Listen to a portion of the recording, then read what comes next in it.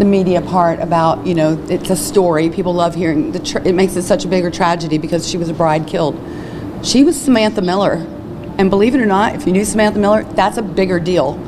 This is about what happened to Samantha Miller, but it's also the powerful testimony of everybody that loved her. Everyone has stated that Samantha was nothing short of a wonderful, spirited, and excellent human being. And Samantha was hit by a drunk driver on her wedding day.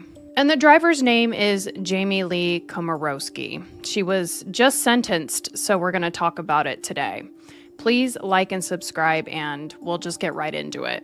I'll preface this case with brief details on what happened, and then we're going to hear the family speak, because really, until a trial or public statement gets made, you don't really know much past what's been released about a victim. Additionally, it's very powerful to know about the family's side too. And I learned so much about the love and the bond that this woman, Samantha, formulated among so many different people in her life. Since her passing, it's showed the impact that her death has had on her loved ones. Here's what happened. 34-year-old Samantha Miller was facing one of the greatest days of her life. She was marrying the love of her life, 36-year-old Eric Hutchinson. So April 28th, 2023 was planned to mark the start of new beginnings. And you'll hear more about that when Eric, her husband, speaks. They had really big plans together. They had a great life together, and the day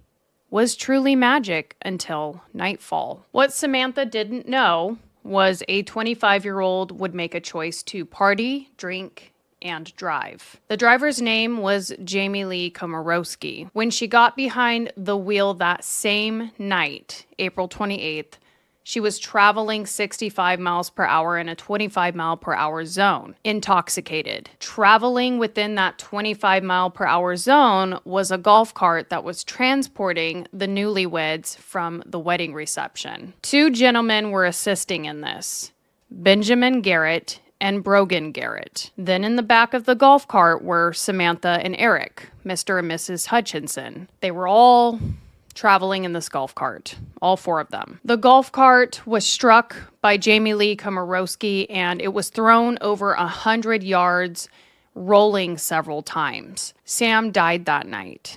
Eric Hutchinson miraculously survived the crash alongside the two others.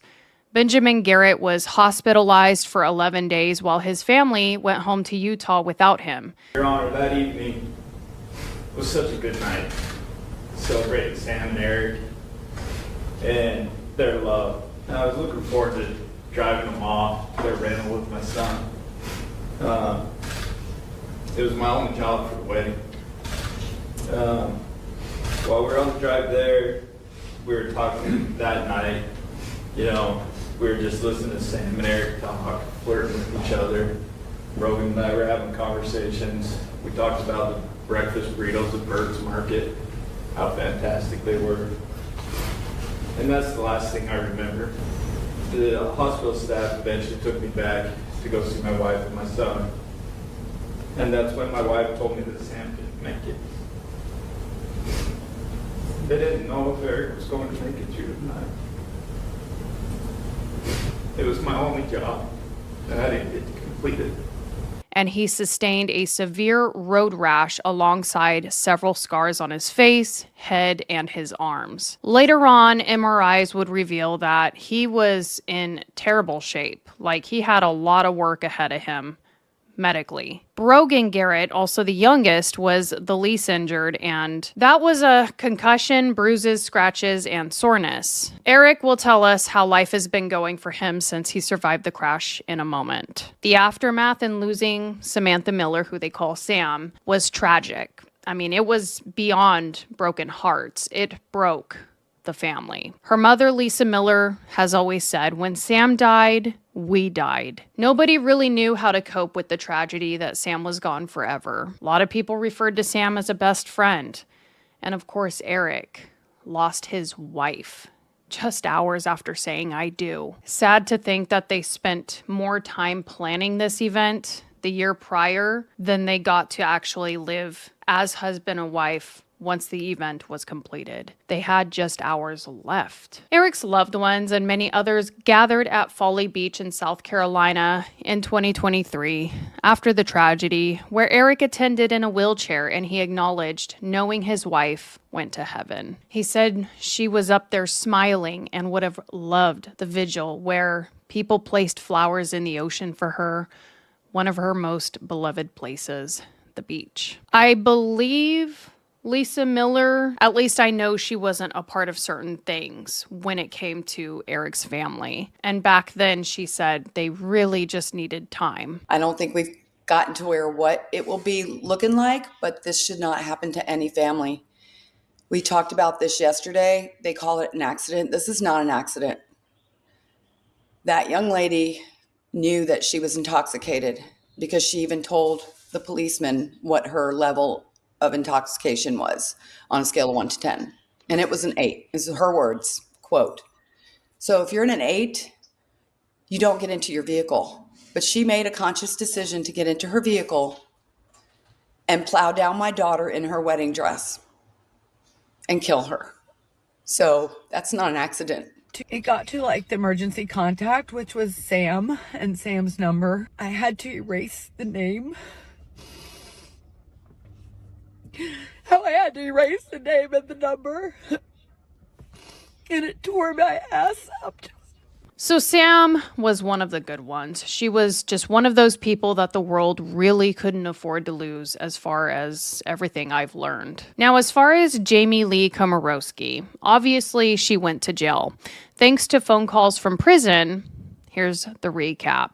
The incident report provides an account of the encounter officers had with Jamie Komorowski shortly following the collision. The incident report reads, "Once all medical care was rendered, which was also rendered to Jamie, who did not have any injuries, I switched hats and started the DUI investigation with the driver, Jamie Komorowski. As I made contact with Jamie, I smelled an odor of alcohol coming from her breath and person. I asked Jamie if she remembered what happened, and she stated, I was driving and then all of a sudden something hit me. I then asked her which way you were going. She stated towards my house. It should be noted that Jamie was traveling eastbound on East Ashley Avenue, which dead ends. Jamie's house was the opposite direction. I asked Jamie if she had anything to drink tonight. She stated, nope. Oh, I had 2 drinks, 1 beer and a drink. I asked what drink, and she stated an alcoholic beverage, like a tequila pineapple an hour ago or so. I asked Jamie, on a scale from 1 to 10, 10 being the most impaired, intoxicated you have ever been, where would you say you're at now? It should be noted that the scene was loud with fire trucks, EMS vehicles, and I heard very faintly Jamie mumble something quickly that I heard as 8. And then she said, I would like a lawyer. At that point, I moved into checking Jamie's eyes because as I was speaking with her, I noticed that her pupils were very large. While I was searching Jamie at the front of my patrol car, she started to become very agitated by raising her voice, and every once in a while, she would start to tense up and pull away. Also, engine 1102 was backing up right next to the front of my car, and it was very difficult to hear or even talk to Jamie at that point. Due to her getting more agitated by the second and the loud noise from engine 1102, I determined that she needed to be placed into the back seat of my patrol vehicle for her safety and all on the scene.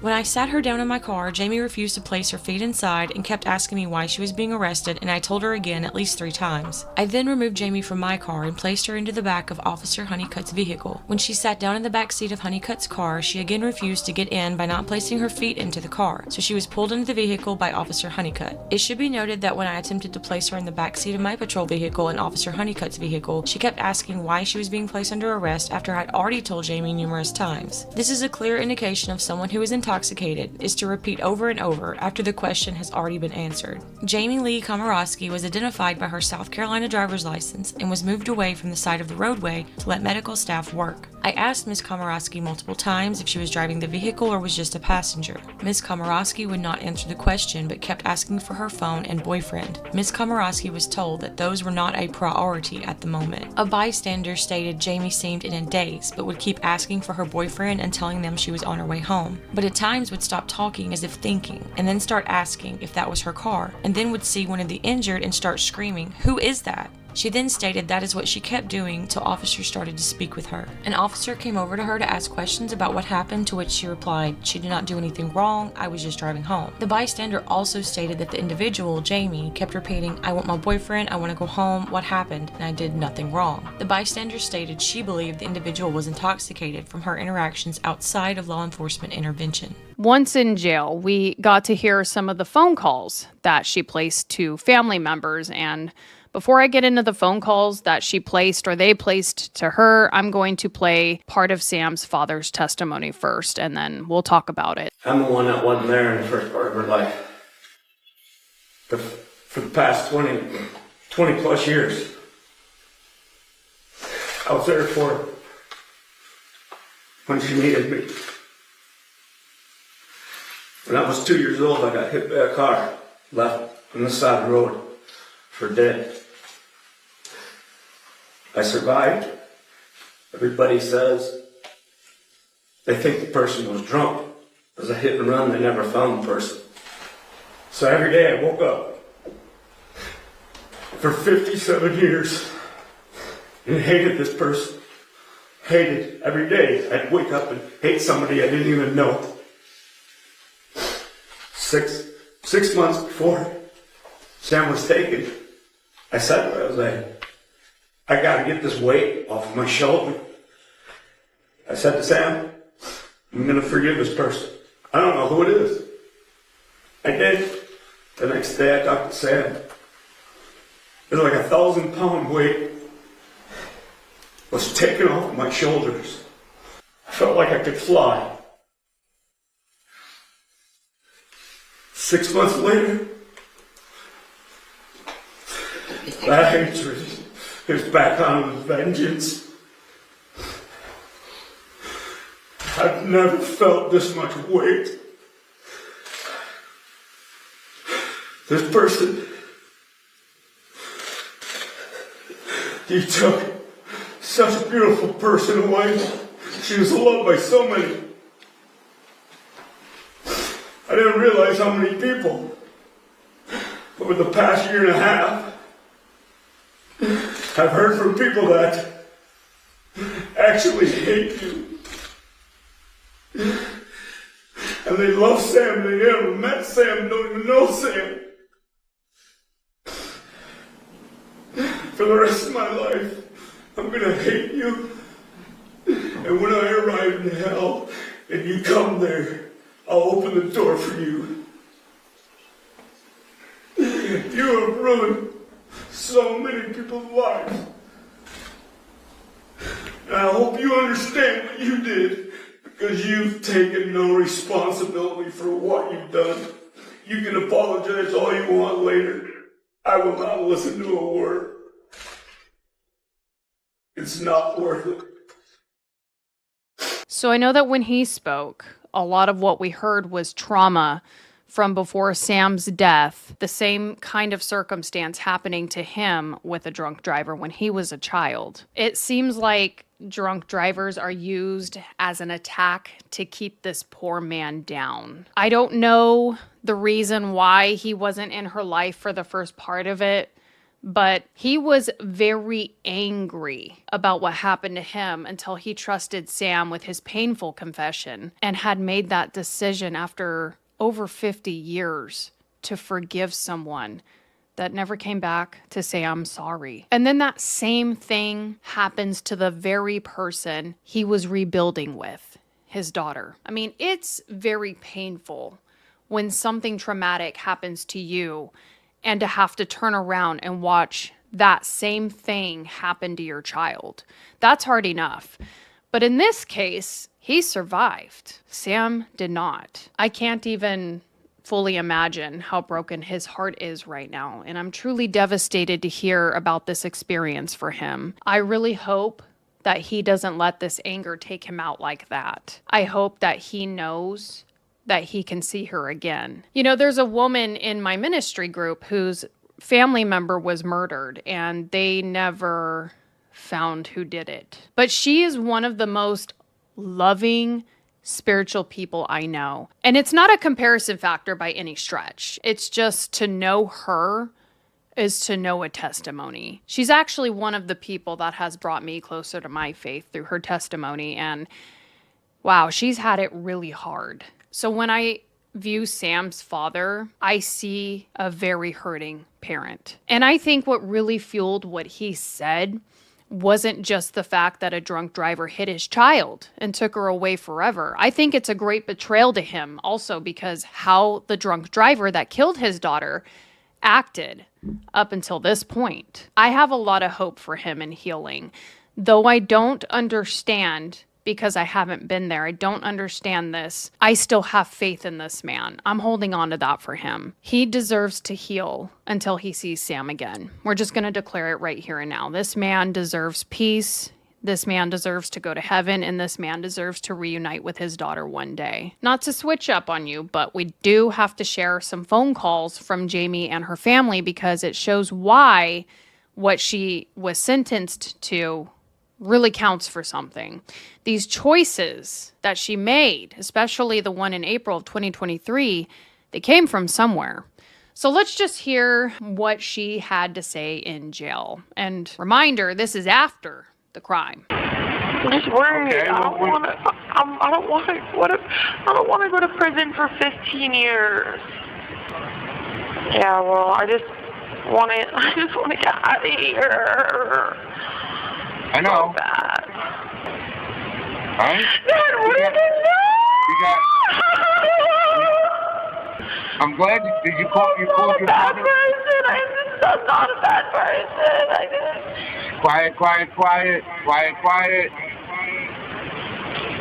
I still just don't know why this had to happen to me. Because bad things happen to good people, honey. That's why. It's just fate. It's just something that happened to you, and we are going to deal with it the best we can, okay? It's going to take a while, Jamie. You're going to be there a while, okay? I said, oh my God, I just can't believe this happened to me. Why me, Dad? Why me? Oh my God, okay. I have to, say goodbye to Evan, my cat. Listen, you just have to... Oh my God. I'm going to be here for years. I'm trying to set up so that... I just still don't understand why this had to happen to me. I just don't understand. I don't understand. Jamie, terrible things happen to good people. And this is just what happens. Oh, it's going to be hard. This is not easy. This is big. This is big time. Are you listening? Yes. We have today, we have tomorrow. We don't worry about yesterday. Understand? Okay. And it was a golf cart. I know, honey. We know, honey, okay? Golf cart doesn't even be allowed on the freaking road. I said, this could happen to anyone. Why me? Why me of all people? Why me? I don't understand. This could have happened to so many other people. What I'm saying is, I'm just wondering, after I pay bond and stuff, are you and Mom going to pick me up?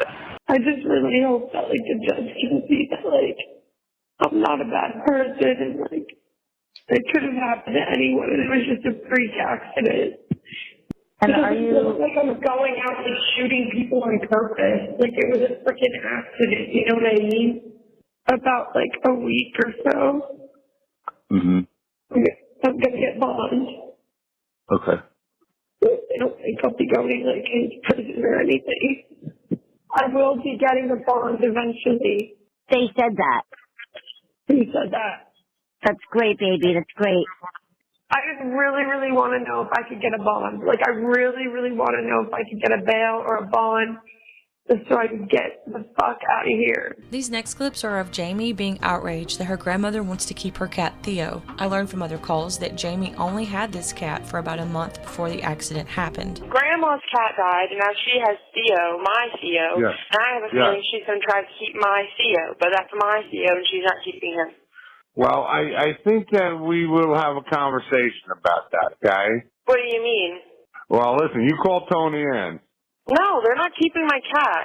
Listen, Grandma can get Don't another worry one. about the dumb cat right now. No, okay? it's not dumb. That's my cat. It's not dumb. Well, they don't want to name him Theo anymore, but I didn't want to tell you that on message, but they're calling him Chester now. Okay, here's my thing. That's not their fucking cat. That's my cat. Hang on, you need a reality check real quick right now, girl. That's not your cat right now, because you left that cat in an unfortunate situation, and they're taking care of the cat now. And they don't want it named Theo because their cat Theo died. No, that's not. Julian, that's my cat. I'm not going to be in here forever. It's going to be like a couple months, and then I'm going to be back home. From there to go to alcohol rehab. Okay? Okay. That's part of it. Right?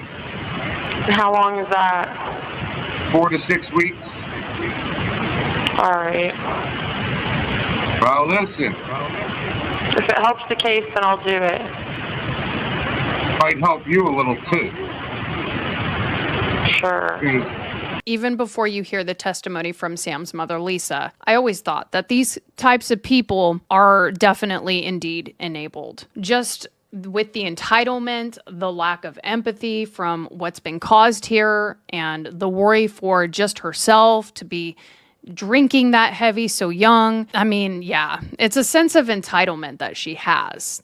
The conversations about her cat, I mean, what she did was very selfish to begin. Just getting behind the wheel to drink that much and to drive. But it went to show that it wasn't just a bad choice to drink and drive. This behavior and attitude and entitlement lasted before she did it, while she did it, and afterward. It's like somebody died. Yeah, the sky is falling. People got hurt. Families were ruined. And she just never really stopped thinking about herself through the process. So that kind of leads us into what Lisa Miller, Sam's mom, had to say. First of all, for the last 20 years, my career has been a substance abuse counselor.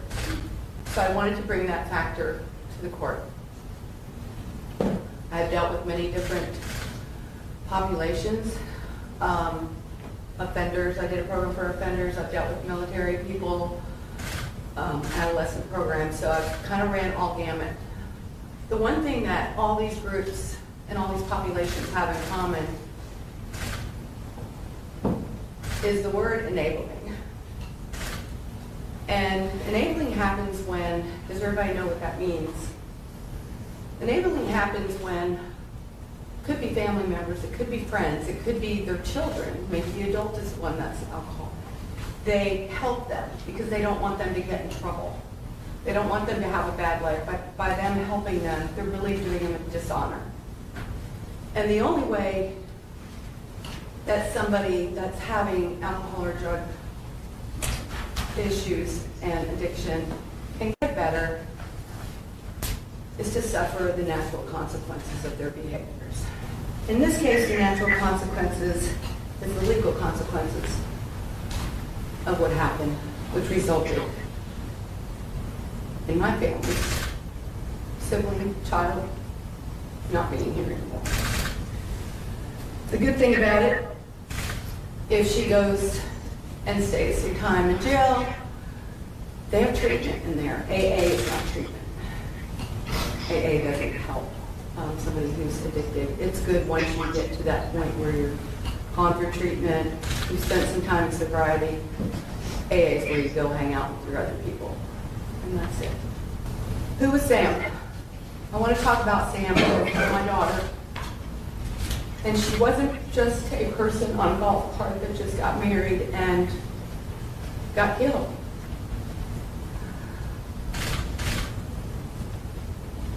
She was a woman child.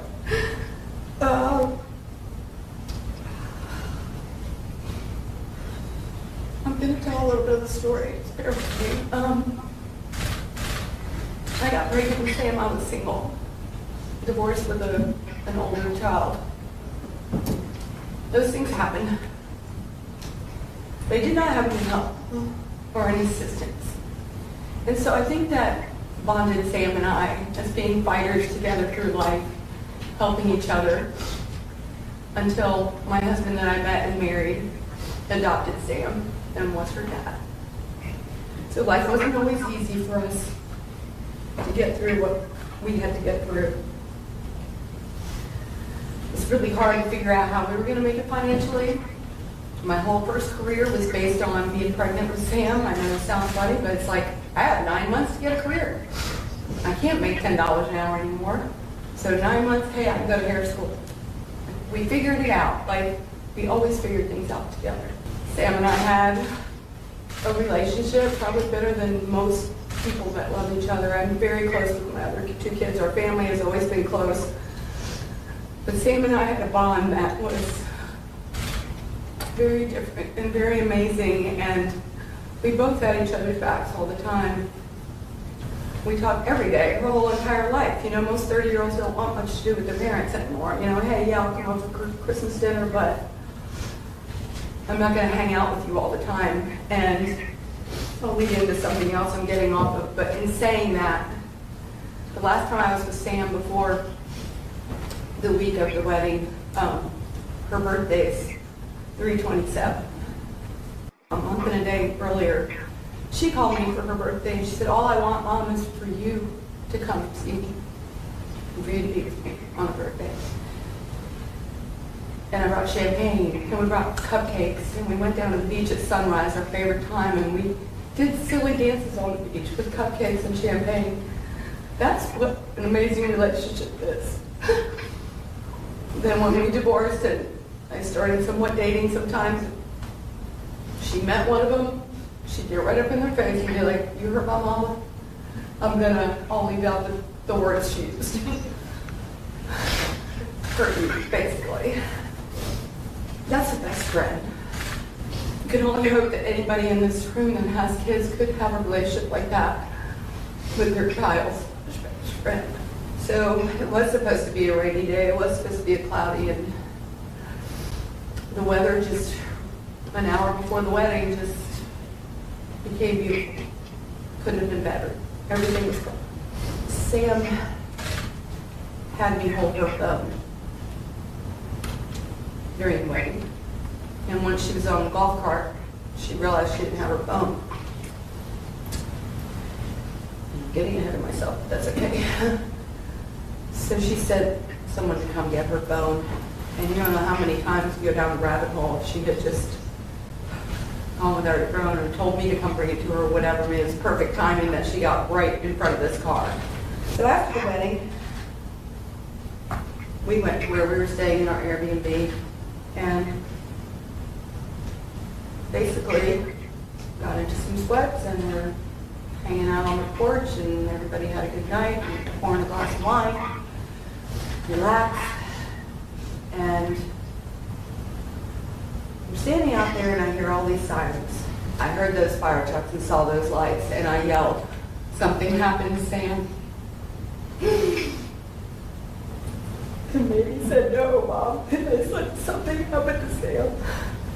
Within I don't know the timing, but maybe 15, 20 minutes, one of the officers there came up and told me, that everybody that was in the accident was taken to the hospital. They didn't have ID, so it was going to be a while before they figured out where everybody was. It was 2 in the morning. We stayed, we hung out outside. Some of Sam's friends came, and we stayed outside, waiting. And then my ex-husband, Sam's dad, called my phone and he said, Sam's not at the hospital, Lisa. I don't even know how we ended up going through the next few days, but the DJ announces special meetups for the most special person in Sam's, most important person in Sam's life. And it was me. And she played our song and that's the last time I hugged my kid. It was on that dance floor.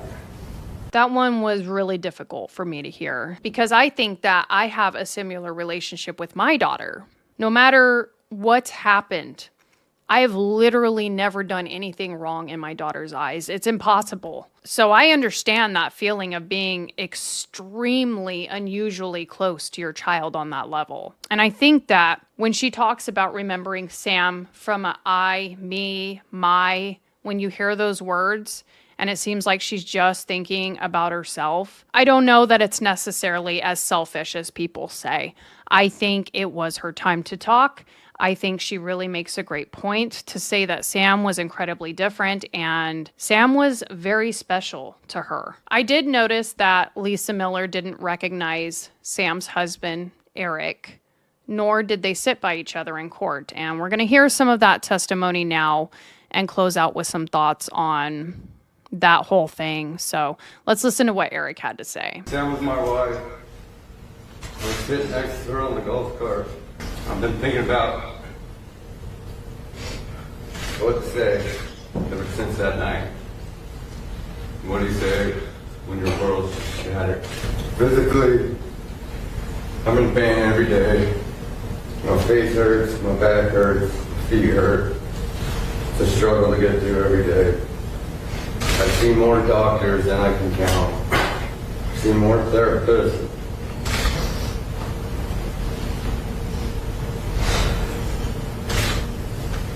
More psychiatrists, done more procedures than I ever care to do, and I still feel I'm at the same point as when I found out that day. I think about that night every single day, and the last moments I had with Sam on the golf cart. She told me she didn't want the night to end, and I kissed her on the forehead. And then the next thing I remember is waking up in the hospital. I see my mom's face, still wearing the wedding dress from the night before. And I knew instantly. And so I asked where's Sam. I knew she wasn't there. I wish I died that night. So she didn't have to go alone. I wish I saw you coming. And I jumped off the golf cart so you would only run me over. The guilt with that I live with every single second of every day is unbearable. You took the greatest human being I've ever met.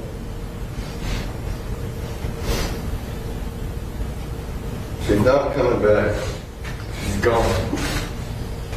And I'd give anything just for 1 second to hold her again. She wanted children, and she talked me into having two. She wanted them so bad that she wanted to start having kids, or trying to have kids before the wedding. But I was nervous that she wouldn't be able to fit into her wedding dress. So we decided to wait till after the wedding to start a family. Do you know what it's like to vow to protect your wife and to do anything for her, and then to lose her hours after that? Something nobody should have to go through. Your sentence does not matter to me. If I had it my way, I'd give you life. It seems only fair since you took Sam's life and the holes that you've ripped through her entire family, my family, and all of our friends. But I know that decision is not up to me. Regardless of what decision is made, I still will be in this hell. I still will have to go through everything. My brother-in-law will still have pain. We'll still have surgery. Sam's family will still miss their daughter and sister.